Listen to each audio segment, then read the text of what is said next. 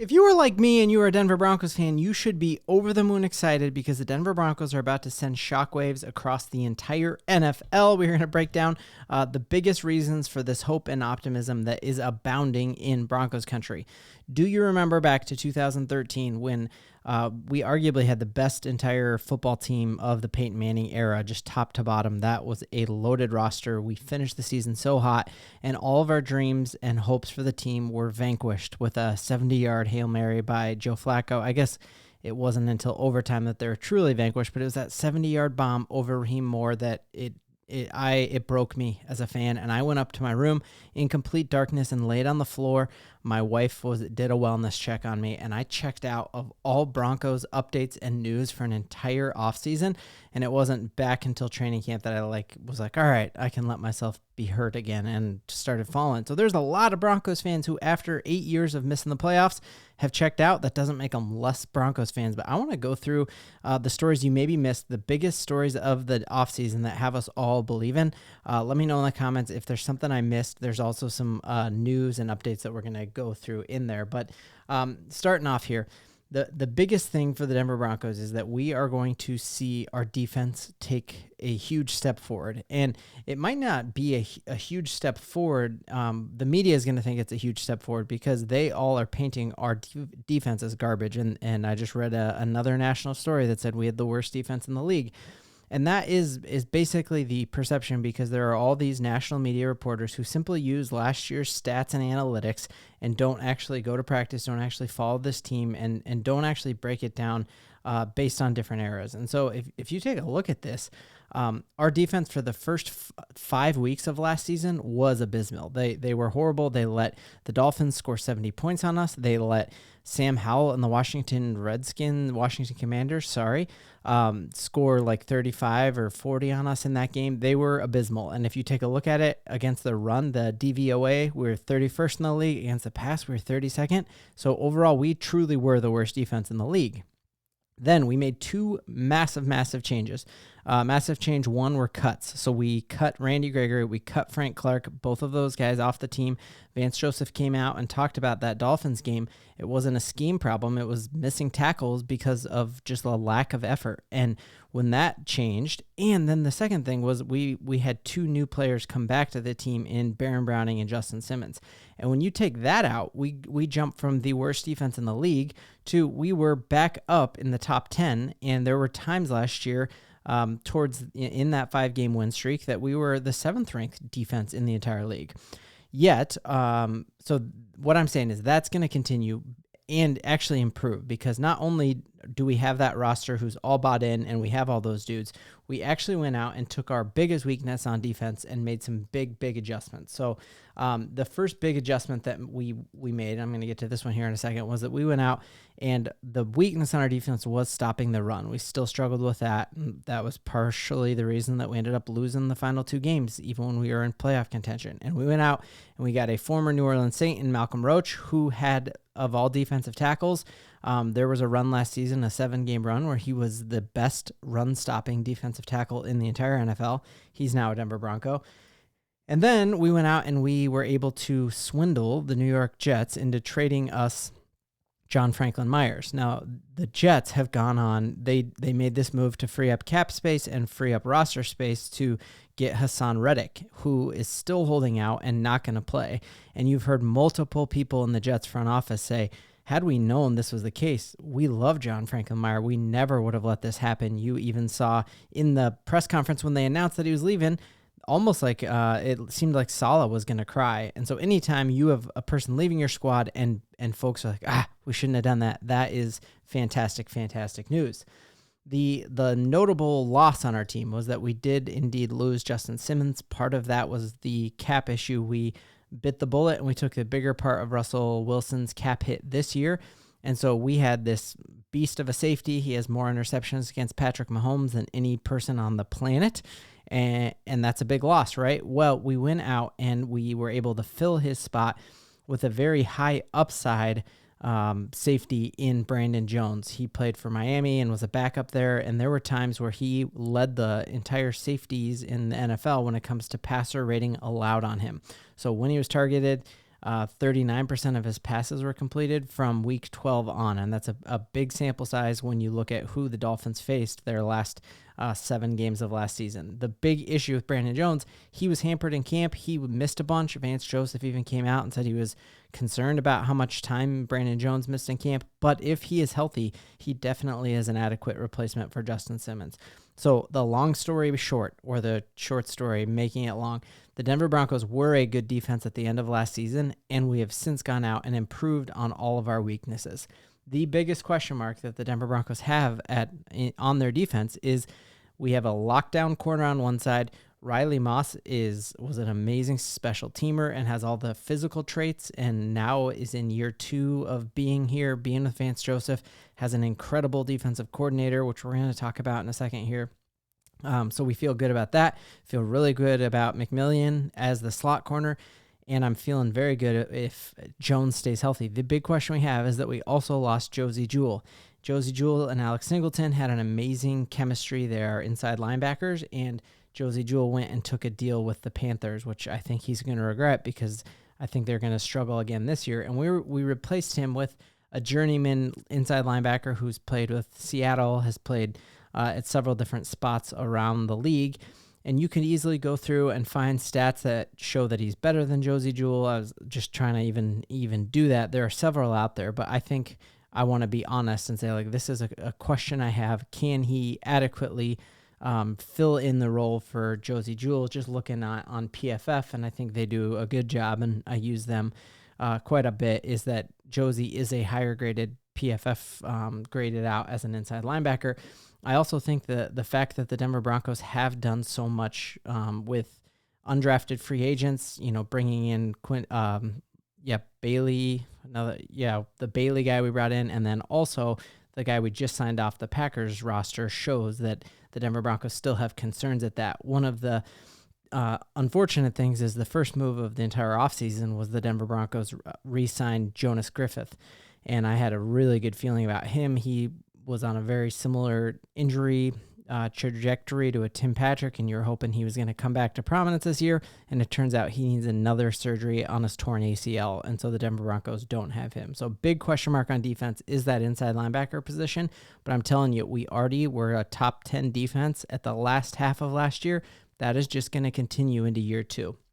Let's jump to the other side of the ball here, and we know that the Denver Broncos last year struggled offensively. It felt like we were running against loaded boxes. I could not believe how long it took us to get a rushing touchdown, and it was not the Denver Broncos that I remember growing up and falling in love with in the Elway era, and definitely not the Manning era, and not even, it wasn't even as good as the Tebow era when it comes to offenses. Well, the Denver Broncos went out and made a couple key moves that you got to know about, and the first one is the Denver Broncos were able to snatch and essentially steal Josh Reynolds from the Detroit Lions. He was kind of famous because he had a couple drops in the NFC Championship game, but other than that, other than those drops, he was a consistent playmaker when it came to Detroit, and I have a lot of friends in Michigan who talk about how much they were sad to see Reynolds go and what a score that was for us. And if you take a look here, that when he was targeted last year, he led the league with passer rating, meaning the Lions have a bunch of talent there. They have an incredible tight end. They obviously have Amon St. Brown, who's featured in the Netflix show, but when he was targeted, he was a top 15 receiver in the NFL last year. He just didn't get as many targets because they had a plethora of riches. And so having him in the Sean Payton system is going to be absolutely, absolutely awesome. The next thing that another name I think we need to know, I think we drafted Troy Franklin, and I think in 2 or 3 years we'll all be talking about him. But I think the player that we drafted this year on offense that you need to know, other than Bo Chapman-Nix, is Devaughn Vele. Devaughn Vele is just a physical specimen. He's built a lot like me, just pure muscle. He is massive and catches everything that's thrown at him. The highlight of all training camp was him doing an Odell Beckham-like left-handed catch that was just filthy. But if you take a look here at his RAS score, which is his relative athletic score, and look at his height, his speed, his strength, and all of that, they grade you out against every single receiver that's ever been tested.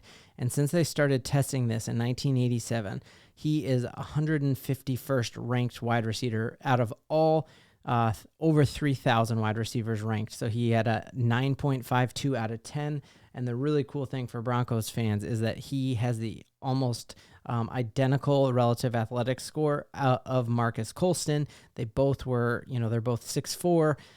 They both are very fast. So Vele runs like a 4. He's in the 4s for his 40. What was it? It was a 4.4 40, which is wild to be that big. Very Demaryius Thomas-like in that way, to be that big and have that speed. And just knowing how Sean Payton used Marcus Colston in that great Saints attack, it could be really, really cool to see what we have here. And knowing they both were 7th-round picks, that usually it's hard to find an elite receiver in the 7th round, and Sean showed us he could do it back then in 2006 with the Saints, and you just hope that he did it again with the Denver Broncos. The next thing to know is you remember Javonte Williams, his rookie year, was unstoppable. He's a spark plug, changed direction like nobody had ever seen before, and every national podcast was talking about how get this dude on your fantasy team. Like, he was that good. Well, then he had an injury to his knee where he tore multiple parts, like an ACL and an MCL or something like that, where 10 years ago, that would have been a death sentence, but because of modern medicine, he's back. Well, they say that's a 2-year injury to come back from. He's entering the 2nd year of that 2-year injury. On top of that, he went on this offseason and lost 11 pounds, and Sean Payton himself said that he looks like the old Javonte in the clips that he's seen. So that's fantastic. Also knowing that Javonte Williams is going into a contract year, so it's your year where you put up and act like the running back you used to be, or you don't get paid. And so you see the motivation is there for him to get back to where he was. And then the other big thing is that the Denver Broncos were the worst ranked tight end room in the entire NFL last year.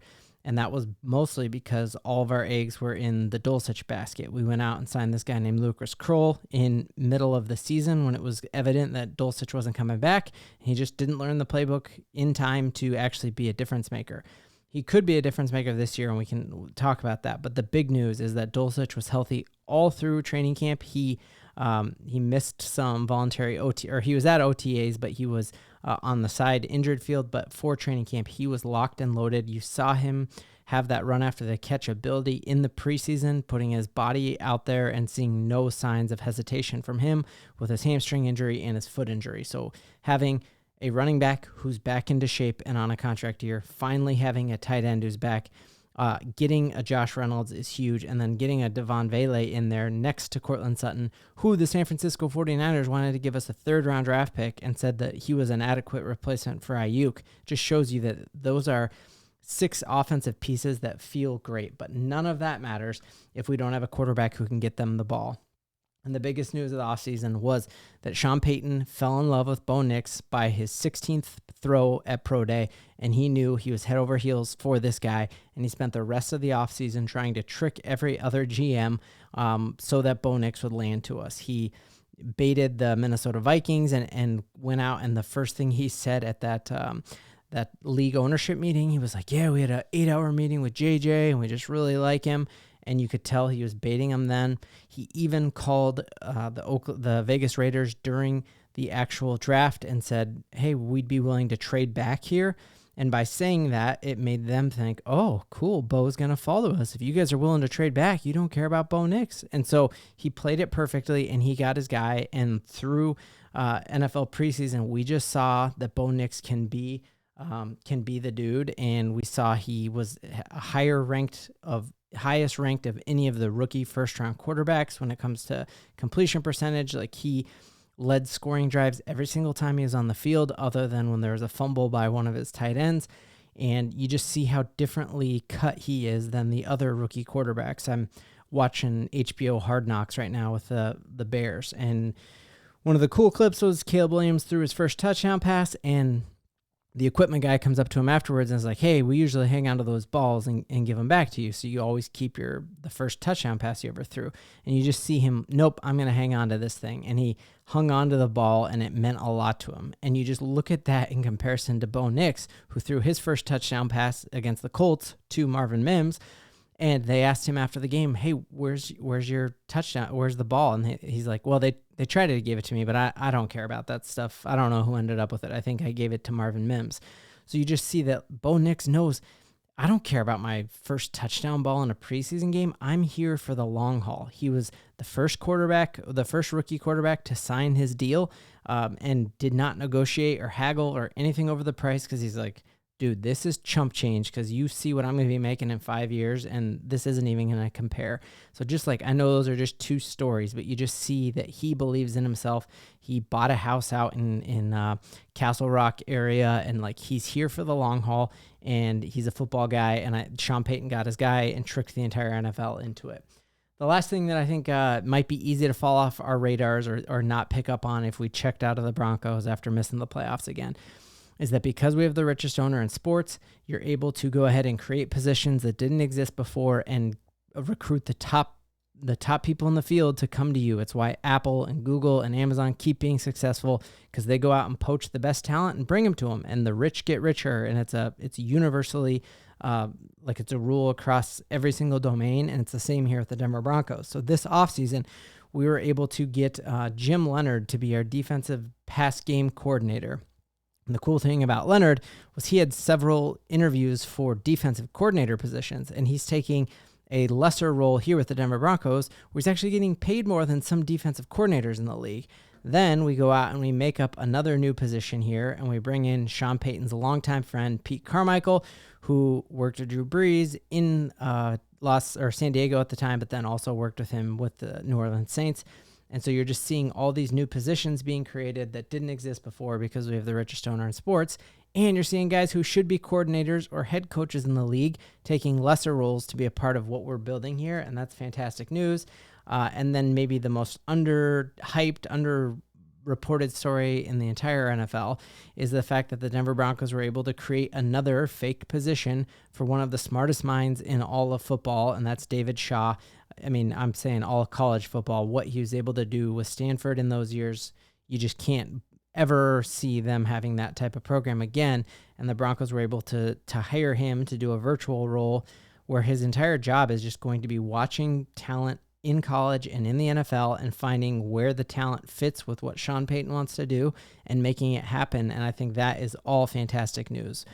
So if this was like you watched Yellowstone season 1 and you forgot all about it and you had to watch the recap, that is the recap of the Denver Broncos offseason. And that's why all of us here in Broncos country look at a 5-win prediction and just laugh, because Sean Payton's never lost more than 7 games in his career. We finished the season tied for second in our division.